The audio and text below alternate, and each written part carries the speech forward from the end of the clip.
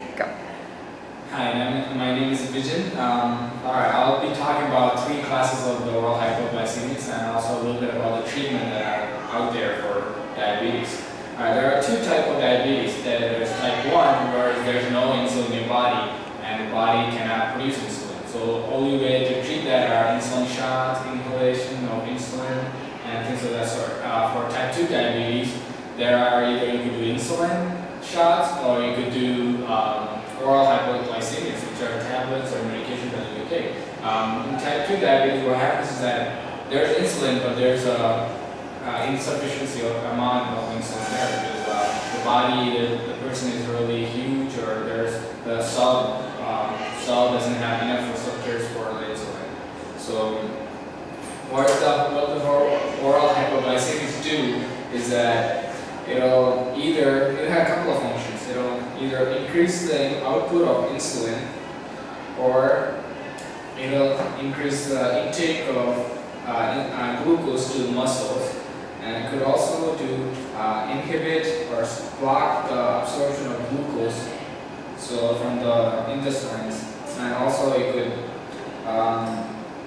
inhibit the glucose production from the liver, because that's where the glucose is basically stored. Okay, so there's first class there ever was for oral hypoglycemics were first generation sulfonylurea. What these drugs do is that, let's pretend that these are the beta cells of the pancreas. What the drug will do, it will come and bind to the ATP dependent potassium channels, and it will open up the channel, and eventually the insulin granules, it will bring it to the cell membrane. Since there's a depolarization caused by the channel, all the calcium will rush into the cell and all the insulin will rush out of the cell. So there is excessive insulin. It's true. There were about 8 different types of this medication, but what happens is that this same type of channels, they're also in myocardial smooth cells. So what happens is that these drugs could also bind there, and it could cause heart problems. That was the main adverse effect of sulfonylurea drugs. Heart problems, and also weight gain is one of the major things, and also hypoglycemics, because the drug might produce too much insulin and there's not enough glucose in your blood. So what happens is that they came up with the second class, which is the second generation sulfonylurea drugs. It has the same function, works the same way, but the only difference is that it will not be displaced, meaning it will not end up in the heart, and it will only stay in the pancreatic cells and things like that. With all this drug, it has a double effect. What it will also do is that it'll also decrease the resistance of the cell, the body cells, to the insulin. So there's more insulin binding, and there's more insulin in the bloodstream, so there's glucose is taken up a lot. Also, this drug, the same adverse effect as well, weight gain, because there's a lot of glucose in your body cells, and also there's a lot of water retention, because there's a lot of glucose will end up in your urine as well. So weight gain and hypoglycemia is one of the major adverse effects, because as I said before, all the insulin, glucose from the bloodstream will be taken up, and there's not enough glucose in the bloodstream. Okay, the third class is mesolethinide analogs. Okay, what this drug, it works much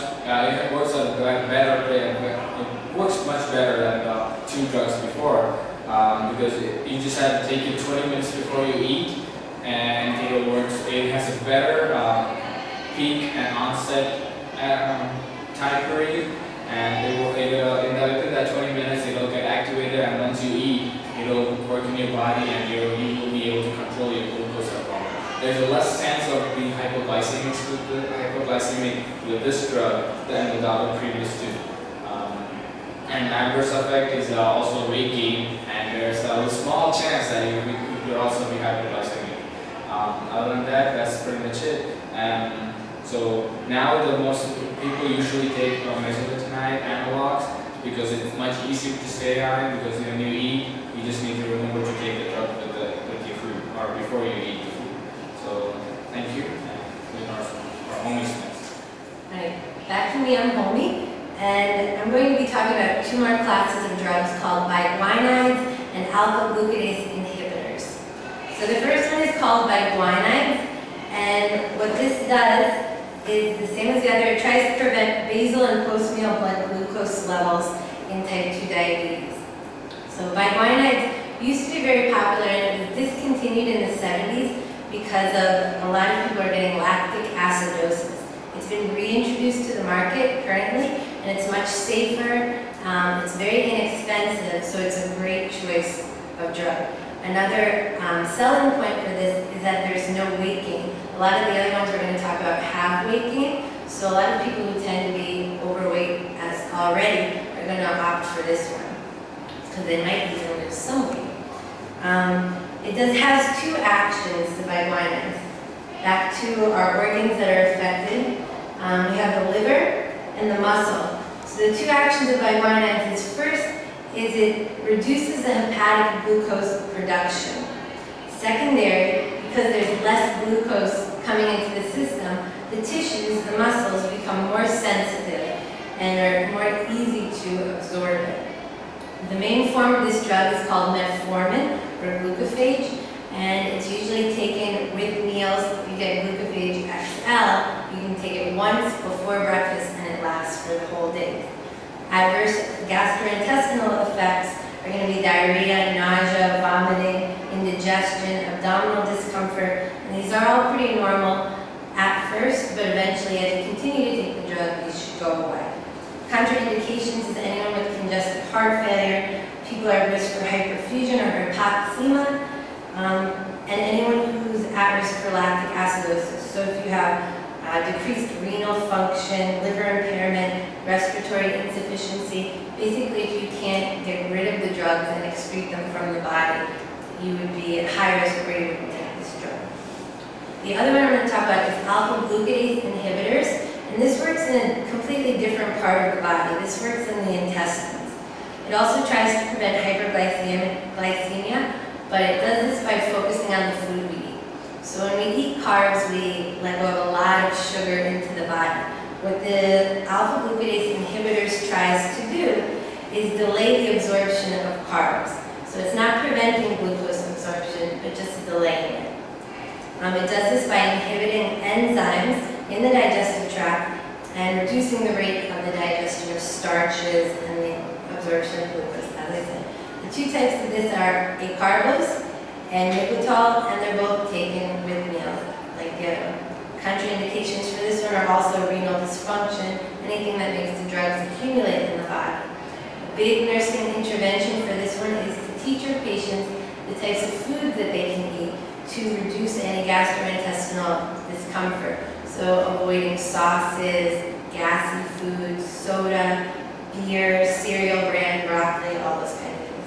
You can also teach the patient how to increase their water intake, make sure they stay hydrated, and avoid overeating, taking small meals at a time. And next we'll be going to Lenora.